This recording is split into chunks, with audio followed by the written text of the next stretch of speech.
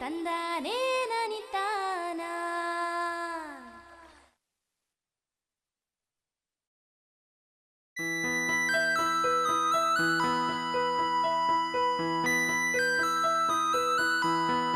ಕಳೆದ ವಾರದಲ್ಲಿ ಕೊಡಗು ಜಿಲ್ಲೆಯ ಶನಿವಾರ ಸಂತೆ ಹೋಬಳಿಯ ಕೆಲವು ಗ್ರಾಮಗಳಲ್ಲಿ ಆಫ್ರಿಕಾದ ದೈತ್ಯ ಬಸವನ ಹುಳುಗಳು ಬೆಳೆಗಳನ್ನು ತಿಂದು ಅಪಾರ ಹಾನಿ ಉಂಟುಮಾಡಿರುವ ವರದಿಯಾದ ಬೆನ್ನಲ್ಲೇ ಸಕಲೇಶಪುರ ಹಾಗೂ ನರಸಿಂಹರಾಜಪುರ ತಾಲೂಕುಗಳಲ್ಲಿಯೂ ಕೂಡ ಈ ಹುಳುಗಳ ಹಾವಳಿ ವಿಪರೀತವಾಗಿರುವುದು ಕಂಡುಬಂದಿದೆ. ಕಾಫಿ ಮಂಡಳಿಯು ಈ ದೈತ್ಯ ಬಸವನ ಹುಳುವಿನ ನಿರ್ವಹಣೆ ಬಗ್ಗೆ ರೈತರಲ್ಲಿ ಜಾಗೃತಿ ಮೂಡಿಸಲು ನಿರಂತರ ಕಾರ್ಯಕ್ರಮಗಳನ್ನು ಹಮ್ಮಿಕೊಂಡಿದೆ. ಈ ಬಸವನ ಹುಳುಗಳ ಸಮಗ್ರ ನಿಯಂತ್ರಣಕ್ಕೆ ರೈತ ಬಾಂಧವರೇ, ನಿಮಗಿದೋ ಮತ್ತಷ್ಟು ಮಾಹಿತಿ. ಈ ಹುಳ ಮುಖ್ಯವಾಗಿ ರಾತ್ರಿ ಹೊತ್ತು ಜಾಸ್ತಿ ಡ್ಯಾಮೇಜ್ ಮಾಡುತ್ತೆ. ಹಗಲತ್ತು ಈ ರೆಂಬೆಗಳ ಮೇಲೆ ಅಥವಾ ಕಾಂಡದ ಮೇಲೆ ಕುಳಿತು ರೆಸ್ಟ್ ತಗೊತಾ ಇರುತ್ತೆ. ರೆಸ್ಟಿಂಗ್ ಅಂತೀವಿ ನಾವು. ಅಥವಾ ಡೆಡ್ ವುಡನ್ ಲಾಕ್ಸ್, ಎಲ್ಲಾದರೂ ಎಸ್ಟೇಟ್ನಲ್ಲಿರುವಂಥ ವುಡನ್ ಲಾಕ್ಸು ಅದರ ಮೇಲೆ ರೆಸ್ಟಿಂಗ್ ಆಗ್ತಾ ಇರುತ್ತೆ. ಇದು ಒಂದು ಹೆರ್ಮಾಫ್ರೋಡೈಟ್ ಹುಳ, ಅಂದರೆ ಅದರಲ್ಲಿ ಗಂಡು ಬೇರೆ ಹೆಣ್ಣು ಹುಳ ಬೇರೆ ಇರುವುದಿಲ್ಲ. ಒಂದೇ ಹುಳ ಮಕ್ಕಳು ಮಾಡುವಂಥ ಇದು ಕೆಪಾಸಿಟಿ ಹೊಂದಿರುತ್ತೆ. ಒಂದು ಹುಳ 1000ದಷ್ಟು ಮೊಟ್ಟೆ ಇರುತ್ತೆ. ಸಾಧಾರಣವಾಗಿ 5 ವರ್ಷ ಇದರದಕ್ಕೆ ಜೀವನ ಕಾಲ.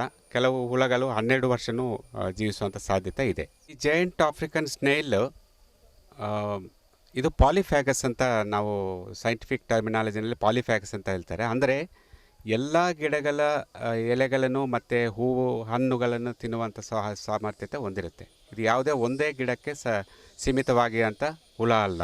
ಇದನ್ನು ಯಾವ ಥರ ಮ್ಯಾನೇಜ್ ಮಾಡಬೇಕಾದ್ರೆ ಇದನ್ನು ಕ್ವಾರಂಟೈನ್ ಮೆಜರ್ಸ್ನ ಸ್ಟ್ರಿಕ್ಟಾಗಿ ನಾವು ಅಡಾಪ್ಟ್ ಮಾಡಬೇಕಾಗುತ್ತೆ. ಕ್ವಾರಂಟೈನ್ ಅಂದರೆ ಹುಳ ಪೀಡಿತ ಪ್ರದೇಶಗಳಿಂದ ಅಥವಾ ಹುಳ ಪೀಡಿತ ಎಸ್ಟೇಟಿಂದ ಯಾವುದೇ ಥರ ವಸ್ತುಗಳನ್ನು, ಅಂದರೆ ಗಿಡ ಆಗಲಿ, ಸಸಿ ಗಿಡ ಆಗಲಿ, ಮಣ್ಣು ಆಗಲಿ, ಕಾಂಪೋಸ್ಟ್ ಆಗಲಿ, ಅಥವಾ ಪರಿಕರಣ ಅಂದರೆ ಇಂಪ್ಲಿಮೆಂಟ್ಸ್ ಆಗಲಿ, ಆ ಎಸ್ಟೇಟಿಂದ ಬೇರೆ ಎಸ್ಟೇಟಿಗೆ ತಗೊಳ್ಳುವಾಗ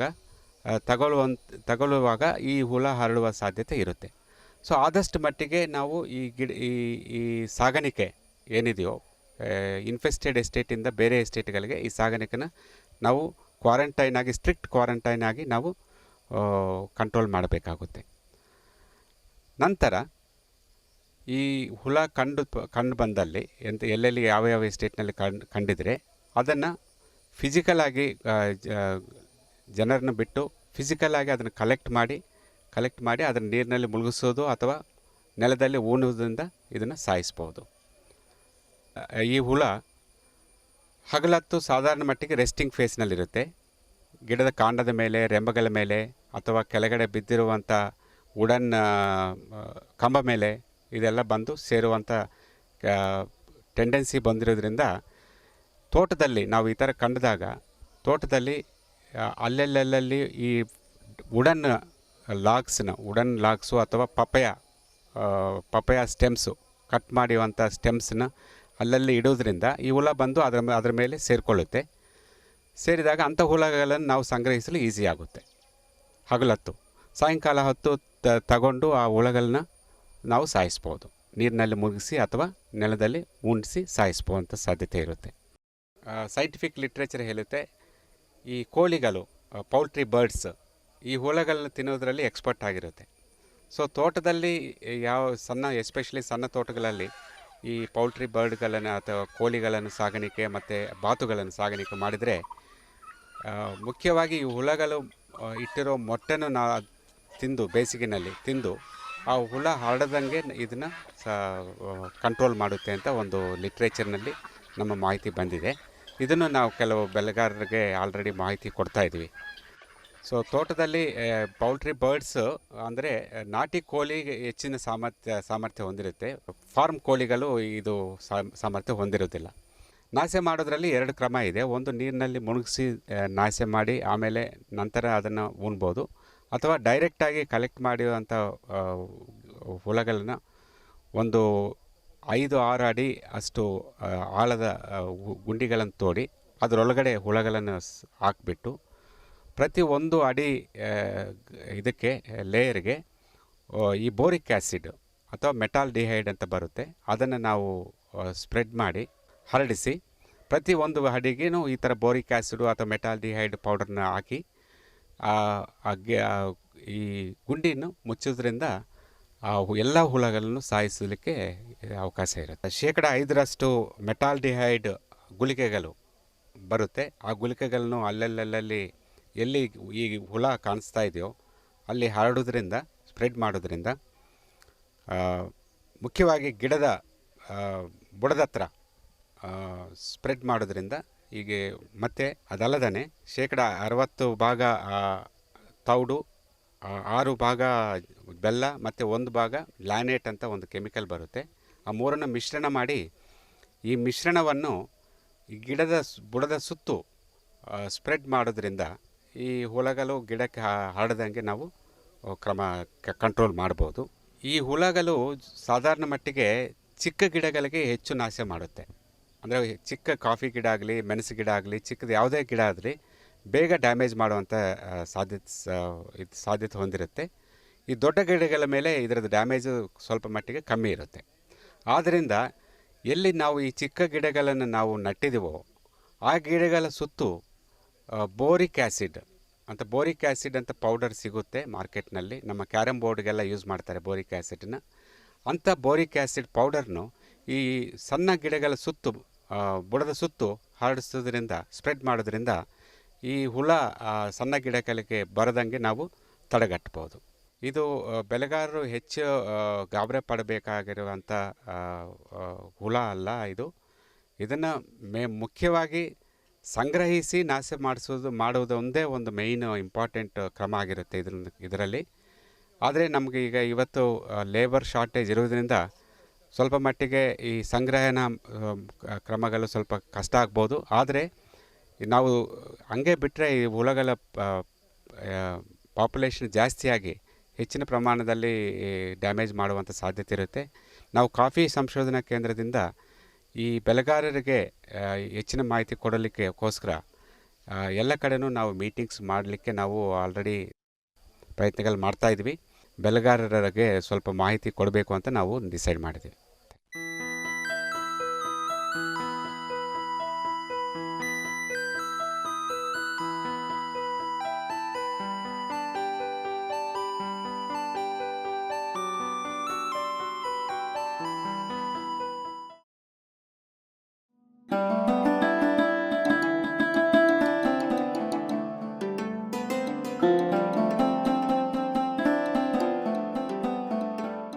ಏಲಕ್ಕಿ ನಮ್ಮ ರಾಜ್ಯದ ಪ್ರಮುಖ ಸಾಂಬಾರ್ ಪದಾರ್ಥಗಳಲ್ಲಿ ಒಂದಾಗಿದೆ.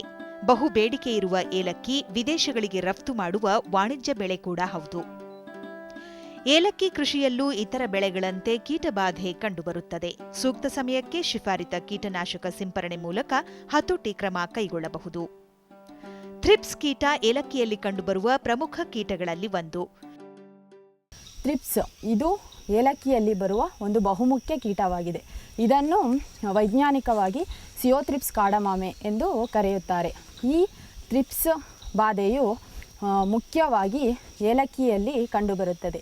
ಥ್ರಿಪ್ಸ್ನಲ್ಲಿ ಇದು ತುಂಬ ಚಿಕ್ಕ ಗಾತ್ರದ ಒಂದು ಕೀಟವಾಗಿದ್ದು ಇದರಲ್ಲಿ ಇದು ವಂಶಾಭಿವೃದ್ಧಿ ಪ್ರತಿ 25 ದಿನಕ್ಕೊಂದ್ಸತಿ ಇದರ ವಂಶಾಭಿವೃದ್ಧಿ ಬೆಳೆಯುತ್ತಾ ಹೋಗುತ್ತೆ. ಅಂದರೆ ನೀವು ಒಂದು ಇದು ಬೆಳೆಯಲ್ಲಿ ಒಂದೇ ಸತಿಗೆ 3 ಹಂತದ ವ್ಯವಸ್ಥೆಯನ್ನು ನೋಡಬಹುದು. ಪ್ರೌಢಾವಸ್ಥೆ, ಒಂದು ಸಣ್ಣಾವಸ್ಥೆ, ಮಧ್ಯಮಾವಸ್ಥೆ. ಈ ಕೀಟವು ಮುಖ್ಯವಾಗಿ ಎಲೆಗಳಲ್ಲಿ ಮತ್ತು ಕಾಯಿಗಳಲ್ಲಿ ಹಾನಿಯನ್ನು ಉಂಟು ಮಾಡುತ್ತೆ. ಎಲೆಗಳಲ್ಲಿ ಯಾವ ರೀತಿ ಅಂದರೆ ಮೊದಲಿಗೆ ಇದು ಎಲೆಯನ್ನು ಕೆರೆದು ತಿನ್ನುತ್ತೆ. ನಂತರ ಇದು ಆ ಕೆರೆದ ಭಾಗದಲ್ಲಿ ರಸ ಹೀರಿ ಅಲ್ಲಿ ಆ ರಸ ಹೀರೋದ್ರಿಂದ ಅದು ಹಳದಿ ಬಣ್ಣಕ್ಕೆ ತಿರುಗಿ ನಂತರ ಅದು ಸಣ್ಣ ಸಣ್ಣ ಹಳದಿ ಗಾತ್ರದ ಚಿಕ್ಕ ಚಿಕ್ಕ ಪ್ಯಾಚಸ್ನ ನೀವು ಅಲ್ಲಿ ಕಾಣಬಹುದು. ಇದರ ಮತ್ತೆ ಇದು ಮುಖ್ಯವಾಗಿ ಈ ಡಿಸೆಂಬರ್ ಜನವರಿ ಅಂದರೆ ಹೂ ಬಿಡುವ ಸಮಯದಲ್ಲಿ ಇದು ಹೂವಿಗೆ ಸತನ ಇದು ತೊಂದರೆ ಉಂಟು ಮಾಡಿ ಅದನ್ನು ಕೆರೆದು ತಿಂದು ಹಾನಿಯನ್ನು ಉಂಟು ಮಾಡುತ್ತೆ. ಇದರಿಂದ ಹೂವು ಗೊಂಚಲು ಇದು ಕಳಚಿ ಬೀಳುವ ಸಾಧ್ಯತೆಗಳು ಯಥೇಚ್ಛವಾಗಿದೆ. ನಂತರ ಇದು ಕಾಯಿ ಬಿಡುವ ಸಮಯದಲ್ಲಿ ಕಾಯಿಯನ್ನು ಸಹ ಇದು ಫಸ್ಟು ಮೊದಲಿಗೆ ಕೆರೆದು ತಿನ್ನುತ್ತದೆ. ನಂತರ ಆ ಕೆರೆದು ತಿಂದ ಭಾಗದಲ್ಲಿ ಕಜ್ಜಿಯಾಕಾರದ ರೂಪದಲ್ಲಿ ಅದರ ಆಕೃತಿ ಕಾಣಬಹುದು. ಇದರಿಂದ ನಂತರದ ದಿನಗಳಲ್ಲಿ ಅದರ ಇಳುವರಿಯಲ್ಲಿ ಕುಂಠಿತಗೊಳ್ಳುತ್ತದೆ. ಇದು ಮಾರುಕಟ್ಟೆಯಲ್ಲಿ ಉತ್ತಮ ಬೆಲೆ ಸಿಗುವುದಿಲ್ಲ. ಈ ಥ್ರಿಪ್ಸ್ನ ಹತೋಟಿಗಾಗಿ ಧೂಳೀಕರಣ ಮತ್ತು ನಾವು ಸಿಂಪರಣೆಯನ್ನು ಮಾಡಬಹುದು. ಧೂಳೀಕರಣ ಮಾಡಬೇಕಾದಲ್ಲಿ ಕಾರ್ಬರಿಲ್ಲನ್ನು ಶೇಕಡ 0.4% ನಾವು ಧೂಳೀಕರಣ ಮಾಡಬಹುದು. ಇನ್ನು ಸಿಂಪರಣೆ ಮಾಡಬೇಕು ಎಂದಲ್ಲಿ ಕ್ವಿನಾಲ್ಫಾಸ್ 3 ml ಪ್ರತಿ ಲೀಟರ್ ನೀರಿಗೆ, ತದನಂತರ ಮೀಥೈಲ್ ಪ್ಯಾರಥಿಯಾನ್ 3 ಲೀಟರ್ ಪ್ರತಿ ಲೀಟರಿಗೆ, ತದನಂತರ ಫೆಂಥೋಯೇಟ್ 3 ಲೀಟರ್ ಪ್ರತಿ ಲೀಟರಿಗೆ, ನಂತರದ ದಿನಗಳಲ್ಲಿ ಮೊನೊಕ್ರೋಟೋಫಾಸ್ 3 ಲೀಟರ್ ಪ್ರತಿ ಲೀಟರ್ ನೀರಿಗೆ ನಾವು ಹಾಕಿ ಸಿಂಪರಣೆ ಮಾಡುವುದರಿಂದ ಈ ಕೀಟವನ್ನು ನಾವು ನಿಯಂತ್ರಣೆ ಮಾಡಬಹುದು. ಒಂದು ಸಿಂಪರಣೆಯಿಂದ ಇನ್ನೊಂದು ಸಿಂಪರಣೆಗೆ ನಾವು 15 ದಿನಗಳನ್ನು ತೆಗೆದುಕೊಳ್ಳಬಹುದು. ಮಾರ್ಚ್, ಏಪ್ರಿಲ್, ಮೇ ಈ ತಿಂಗಳಿನಲ್ಲಿ ನಾವು ಸಿಂಪರಣೆ ಮಾಡಬಾರದು. ಯಾಕೆಂದರೆ ಈ ಏಲಕ್ಕಿಯಲ್ಲಿ ಶೇಕಡ 95% ಭಾಗದಷ್ಟು ಪರಾಗಸ್ಪರ್ಶ ಕ್ರಿಯೆ ಜೇನುನೊಣದಿಂದ ಆಗುತ್ತದೆ. ಇಂಥ ಸಮಯದಲ್ಲಿ ನಾವು ಸಿಂಪರಣೆ ಮಾಡಿದರೆ ಜೇನುನೊಣಗಳ ಸಂಖ್ಯೆ ಕುಂಠಿತಗೊಳ್ಳುತ್ತದೆ. ಆದ್ದರಿಂದ ನಾವು ಅದನ್ನು ಮನದಲ್ಲಿ ಇಟ್ಟುಕೊಂಡು ನಾವು ಬೇರೆ ಟೈಮಲ್ಲಿ ಜೂನು, ಆಗಸ್ಟ್, ಸೆಪ್ಟೆಂಬರ್ ಇಂಥ ಟೈಮಲ್ಲಿ ನಾವು ಸಿಂಪರಣೆ ಮಾಡೋದ್ರಿಂದ ಖಂಡಿತವಾಗಿಯೂ ಈ ಥ್ರಿಪ್ಸನ್ನು ನಾವು ನಿವಾರಣೆ ಮಾಡಬಹುದು. ಏಲಕ್ಕಿಗೆ ಬರುವ ಮತ್ತೊಂದು ಬಹುಮುಖ್ಯ ಕೀಟ ಕಾಂಡಕೊರಕ ಕೀಟ. ಕಾಂಡವನ್ನು ಕೊರೆದು ಗಿಡದೊಳಗೆ ಸೇರುವ ಈ ಕೀಟ ಗಿಡಕ್ಕೆ ನೀರು ಮತ್ತು ಪೋಷಕಾಂಶಗಳ ಸರಬರಾಜನ್ನು ಸ್ಥಗಿತಗೊಳಿಸುತ್ತದೆ. ಹಾಗಾಗಿ ಗಿಡ ಸತ್ತು ಹೋಗುತ್ತದೆ. ನಂತರದ ಹಂತದಲ್ಲಿ ಕಾಯಿಗಳಲ್ಲಿ ಕಾಣಿಸಿಕೊಳ್ಳುವ ಕೀಟ ಕಾಯಿಗೆ ರಂಧ್ರವನ್ನು ಕೊರೆಯುವ ಮೂಲಕ ಅದು ಕೊಳೆಯುವಂತೆ ಮಾಡಿ ಇತರ ರೋಗಗಳಿಗೆ ಎಡೆಮಾಡಿಕೊಡುತ್ತದೆ. ಕಾಂಡಕೊರಕ ಕೀಟ ಇದನ್ನು ನಾವು ಕೋನಿಯೋಗಿತಸ್ ಪಂಕ್ಟಿಫೆರಾಲಿಸ್ ಎಂದು ಕರೆಯುತ್ತೇವೆ. ಇದು ಮುಖ್ಯವಾಗಿ ಮರಿ ಹುಳು ಏನಾಗುತ್ತೆ, ಇದು ಕಂಬಳಿ ಹುಳು, ಇದು ಕೂದಲಿಲ್ಲದ ಕಂಬಳಿ ಹುಳುಗಳು.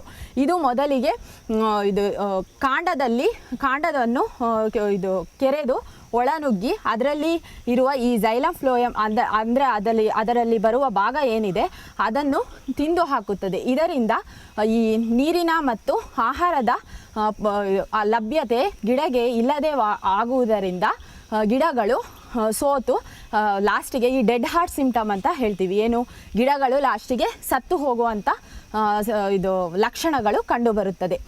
ನಂತರದ ದಿನಗಳಲ್ಲಿ ಇದು ಗರಿ ಮತ್ತು ಆ ಬೀಜದ ಒಳಗಡೆ ಹೋಗಿ ಆ ಮರಿ ಹುಳುಗಳು, ಸಣ್ಣ ಗಾತ್ರದ ಮರಿ ಹುಳುಗಳು ಹೋಗಿ ಅಲ್ಲಿ ಆ ಒಳಗಡೆ ಇರುವ ಭಾಗಗಳನ್ನೆಲ್ಲ ತಿಂದು ರಂಧ್ರವನ್ನು ಉಂಟು ಮಾಡುತ್ತದೆ. ಈ ರಂಧ್ರವನ್ನು ಉಂಟು ಮಾಡೋದ್ರಿಂದ ನಿಮಗೆ ಮಳೆಗಾಲದ ಸಮಯದಲ್ಲಿ ಮಳೆ ಬರುವುದರಿಂದ ಅಲ್ಲಿಗೆ ಆ ರಂಧ್ರಕ್ಕೆ ಬೀಳುವ ನೀರಿನಿಂದ ಅದು ಕೊಳೆತು ಹೋಗಿ ಈ ನಂತರದ ಸಮಸ್ಯೆ ಉಂಟು ಮಾಡುತ್ತದೆ. ಅಂದರೆ ಇದಕ್ಕೆ ಈ ರೋಗಾಣು ಎಲ್ಲ ಹರಡಿ ಇಳುವರಿಯಲ್ಲಿ ಕುಂಠಿತಗೊಳ್ಳುತ್ತದೆ. ಇದರ ನಿವಾರಣೆಗಾಗಿ ಮುಖ್ಯವಾಗಿ ನಾವು ಮೊದಲಿಗೆ ಈ ಕ್ವಿನಾಲ್ಫಾಸ್ 2 ml ಪ್ರತಿ ಲೀಟರ್ ನೀರಿಗೆ ಹಾಕಿ ಇಡೀ ಗಿಡಕ್ಕೆ ಸಿಂಪರಣೆ ಮಾಡಬೇಕು. ಅಥವಾ ಕ್ಲೋರೋಪೈರಿಫಾಸ್ 2 ml ಪ್ರತಿ ಲೀಟರ್ಗೆ ಹಾಕಿ ಸಿಂಪರಣೆ ಮಾಡಬೇಕು. ಅಥವಾ ಕ್ಲೋರೋಪೈರಿಫಾಸ್ 5 ml ಪ್ರತಿ ಲೀಟರ್ಗೆ ಹಾಕಿ ನಾವು ಬುಡಕ್ಕೆ ಸುರಿಯಬೇಕು. ಇದನ್ನು ಮಾಡುವುದರಿಂದ ನಾವು ಈ ಕಾಂಡಕೊರಕವನ್ನು ನಾವು ತಡೆಗಟ್ಟಬಹುದಾಗಿದೆ. ಆ ರಾಸಾಯನಿಕ ಗೊಬ್ಬರ ಆಗಿರಬಹುದು, ಕಾಂಪೋಸ್ಟ್ ಆಗಿರ್ಬೋದು, ನೀಮು, ಎರೆಹುಳ ಗೊಬ್ಬರ ಇವನ್ನೆಲ್ಲ ನಾವು ಕಾಲಕ್ಕೆ ಕೊಡುತ್ತಾ ಬಂದರೆ ನಾವು ಕೀಟದ ಬಾಧೆಯನ್ನು ನಾವು ನಿವಾರಣೆ ಮಾಡಬಹುದಾಗಿದೆ. ಕಂಬಳಿ ಹುಳುಗಳು ಏಲಕ್ಕಿ ಗಿಡದಲ್ಲಿ ಕಾಣುವ ಇನ್ನೊಂದು ಕೀಟ. ನೆರಳು ಮರದಿಂದ ಬಲೆ ಹೆಣೆಯುವ ಈ ಕೀಟಗಳು ಏಲಕ್ಕಿಯ ಗಿಡಕ್ಕೆ ಬಂದು ಬಾಧಿಸುತ್ತವೆ. ಇದು ಕೂಡ ಎಲೆಯನ್ನು ತಿಂದು ಗಿಡಕ್ಕೆ ಹಾನಿಯುಂಟು ಮಾಡುತ್ತದೆ. ಸೂಕ್ತ ಕೀಟನಾಶಕ ಸಿಂಪರಣೆಯಿಂದ ಮೊದಲ ಹಂತದಲ್ಲೇ ಕಂಬಳಿ ಹುಳು ನಿಯಂತ್ರಣ ಮಾಡುವುದು ಅವಶ್ಯ. ಈ ಕಂಬಳಿ ಹುಳುಗಳು ಏಲಕ್ಕಿ ಗಿಡಕ್ಕೆ ಮೊದಲಿಗೆ ಬಂದು ದಾಳಿಯನ್ನುಂಟು ಮಾಡಲ್ಲ. ಈ ಏಲಕ್ಕಿ ನೆರಳಿನಲ್ಲಿ ಬೆಳೆಯುವಂಥ ಗಿಡವಾಗಿರೋದರಿಂದ ನೆರಳು ಮರದಲ್ಲಿ ಇದು ಕಂಬಳಿ ಹುಳುಗಳು ಇದ್ದು ಬಲೆ ಹಾಕಿ ಕೆಳಗಡೆ ಇಳಿದು ಬಂದು ಏಲಕ್ಕಿ ಗಿಡದ ಮೇಲೆ ಕೂತು ಏಲಕ್ಕಿ ಗಿಡಕ್ಕೆ ಹಾನಿಯನ್ನುಂಟು ಮಾಡುತ್ತೆ. ಇದು ಕೆರೆದು ತಿನ್ನುತ್ತದೆ, ಕಚ್ಚಿ ತಿಂದು ನೀವು ಅದು ಎಲೆಗಳು ತಿಂದು ಹೋಗುವಂಥ ಇದನ್ನು ನೋಡಬಹುದು. ಇದರ ನಿಯಂತ್ರಣೆಗಾಗಿ ಇದು 10 ಬಗೆಯ ಕಂಬಳಿ ಹುಳುಗಳನ್ನು ನಾವು ಕಾಣಬಹುದು. ಇದು ಕಂಬಳಿ ಹುಳುಗಳಲ್ಲಿ ಕೂದಲುಗಳು, ಮೈಯಲ್ಲಿ ಪೂರ್ತಿ ಕೂದಲುಗಳು ಇರುತ್ತದೆ. ಆದ್ದರಿಂದ ನಾವು ಈ ಕಂಬಳಿ ಹುಳುಗಳನ್ನು ಅದರ ಮೊದಲ ಹಂತದಲ್ಲಿ ನಾವು ನಿವಾರಣೆ ಮಾಡಬೇಕು. ಅದಕ್ಕೆ ಮೊದಲಿಗೆ ನಾವು ಕ್ವಿನಾಲ್ಫಾಸ್ 2 ml ಪ್ರತಿ ಲೀಟರಿಗೆ, ಅದು ಆದ 1 ತಿಂಗಳ ನಂತರ ಕ್ಲೋರೋಪೈರಿಫಾಸ್ 2 ml ಪ್ರತಿ ಲೀಟರಿಗೆ ಹಾಕಿ ಇಡೀ ಗಿಡಕ್ಕೆ ನಾವು ಸಿಂಪರಣೆ ಮಾಡುವುದರಿಂದ ಈ ಕಂಬಳಿ ಹುಳುಗಳನ್ನು ನಾವು ನಿಯಂತ್ರಣ ಮಾಡಬಹುದು. ಇದು ಸಾಮಾನ್ಯವಾಗಿ ಈ ಮಳೆ ಬಿದ್ದ, ಈ ಮುಂಗಾರು ಮಳೆ ಬಿದ್ದ ಸಮಯದಲ್ಲಿ ಯಥೇಚ್ಛವಾಗಿ ಕಾಣಿಸಿಕೊಳ್ಳುತ್ತೆ. ಆ ಟೈಮಲ್ಲಿ ನೀವು ಸಿಂಪರಣೆ ಮಾಡಿದರೆ ಇದನ್ನು ನೀವು ನಿವಾರಣೆ ಮಾಡಬಹುದು. ಮೇ, ಜೂನ್, ಅಕ್ಟೋಬರ್, ನವೆಂಬರ್ ಈ ಸಮಯದಲ್ಲಿ ನೀವು ಸಿಂಪರಣೆ ಮಾಡಿದರೆ ಈ ಕಂಬಳಿ ಹುಳುಗಳ ನಿವಾರಣೆ ನೀವು ಮಾಡಬಹುದು. ಏಲಕ್ಕಿಯಲ್ಲಿ ಕಾಣುವ ಮತ್ತೊಂದು ಕೀಟ ಹೇನು. ಇದು ಕಟ್ಟೆ ರೋಗ ಹರಡುವಂತೆ ಮಾಡುವ ಕೀಟವಾಗಿದೆ. ಕಟ್ಟೆ ರೋಗ ನಿವಾರಣೆ ಕಷ್ಟಸಾಧ್ಯವಾದ್ದರಿಂದ ಮೊದಲ ಹಂತದಲ್ಲೇ ಅದನ್ನು ಹರಡುವ ಹೇನನ್ನು ಶಿಫಾರಿತ ಕೀಟನಾಶಕ ಸಿಂಪರಣೆಯಿಂದ ನಿಯಂತ್ರಿಸಬೇಕು. ಏಫಿಡ್ ಅಂದರೆ ಸಸ್ಯ ಹೇನು. ಇದನ್ನು ಪೆಂಟಲೋನಿಯಾ ನಿಗ್ರೋನರ್ವೋಸಾ ಎಂದು ವೈಜ್ಞಾನಿಕವಾಗಿ ಹೇಳುತ್ತಾರೆ. ಇದರ ಹಾನಿ ಅಷ್ಟೇನು ಇಲ್ಲವಾದರೂ ಇದು ಕಟ್ಟೆ ರೋಗ ಎಂಬ ರೋಗಕ್ಕೆ ಕಾರಣವನ್ನುಂಟು ಮಾಡುತ್ತದೆ. ಇದು ಹೇಗೆ ಅಂದರೆ, ಒಂದು ಗಿಡದಿಂದ ಇನ್ನೊಂದು ಗಿಡಕ್ಕೆ ವೈರಾಣುವನ್ನು ಹರಡುತ್ತದೆ. ಇದರಿಂದ ಕಟ್ಟೆ ರೋಗವು ಒಂದು ಗಿಡದಿಂದ ಇನ್ನೊಂದು ಗಿಡಕ್ಕೆ ಹರಡಿ ಪೂರ್ತಿ ನಾವು ಏನು ತೋಟವು ಹಾಳಾಗೋದು ನೋಡಬಹುದು. ಇದರ ನಿಯಂತ್ರಣೆಗಾಗಿ ನಾವು ಮೊದಲಿಗೆ ಎಲ್ಲಿ ನಾವು ಸಸ್ಯ ಹೇನು ಕಾಣಿಸುತ್ತೋ, ಚಿಕ್ಕ ಹೇನಿನ ಗಾತ್ರದಲ್ಲಿ ಇರುತ್ತೆ, ಎಲ್ಲಿ ನಾವು ಸಸ್ಯ ಹೇನು ಕಾಣಿಸುತ್ತೋ ಆವಾಗಲೇ ನಾವು ಡೈಮಿಥೋಯೇಟ್ 1.7 ml ಪ್ರತಿ ಲೀಟರ್ ನೀರಿಗೆ ಹಾಕಿ ಸಿಂಪರಣೆ ಮಾಡಬೇಕು.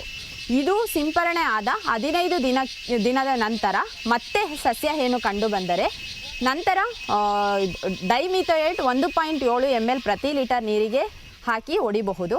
ಅಥವಾ ಇಮಿಡಾಕ್ಲೋಪ್ರಿಡ್ 0.3 ml ಪ್ರತಿ ಲೀಟರ್ ನೀರಿಗೆ ಹಾಕಿ ಸಿಂಪರಣೆ ಮಾಡೋದ್ರಿಂದ ನೀವು ಈ ಸಸ್ಯ ಹೇನನ್ನು ನೀವು ನಿವಾರಣೆ ಮಾಡಬಹುದು. ಈ ಸಸ್ಯ ಹೇನನ್ನು ನಿವಾರಣೆ ಮಾಡೋದ್ರಿಂದ ನೀವು ಕಟ್ಟೆ ರೋಗವನ್ನು ನಿವಾರಣೆ ಮಾಡಬಹುದು. ಯಾಕಂದರೆ ನಾವು ವೈರಾಣುವನ್ನು ನಿವಾರಣೆ ಮಾಡಲು ಸಾಧ್ಯವಿಲ್ಲ. ಒಂದು ಬಾರಿ ವೈರಾಣು ಬಂತು ಅಂದರೆ ಅದನ್ನು ನಾವು ಕಿತ್ತು ಬಿಸಾಕಬೇಕಾಗುತ್ತೆ. ಆದ್ದರಿಂದ ನಾವು ಮೊದಲಿಗೆ ಸಸ್ಯ ಹೇನನ್ನು ನಾವು ನಿವಾರಣೆ ಮಾಡೋದ್ರಿಂದ ಈ ಕಟ್ಟೆ ರೋಗದ ಬಾಧೆಯಿಂದ ನಾವು ಮುಕ್ತರಾಗಿರಬಹುದು. ಬಿಳಿ ನೊಣಗಳು ಕಡಿಮೆ ಪ್ರಮಾಣದಲ್ಲಿ ಬಾಧಿಸುವಂತಹ ಕೀಟವಾಗಿವೆ. ಇವು ಎಲೆಯಿಂದ ರಸ ಹೀರುವುದರಿಂದ ಎಲೆಗಳು ಹಳದಿ ಬಣ್ಣಕ್ಕೆ ತಿರುಗಿ ಬೆಳವಣಿಗೆ ಕುಂಠಿತಗೊಳ್ಳುತ್ತದೆ. ಸೂಕ್ತ ಕೀಟನಾಶಕ ಸಿಂಪರಣೆಯಿಂದ ಇದರ ನಿಯಂತ್ರಣ ಸಾಧ್ಯ.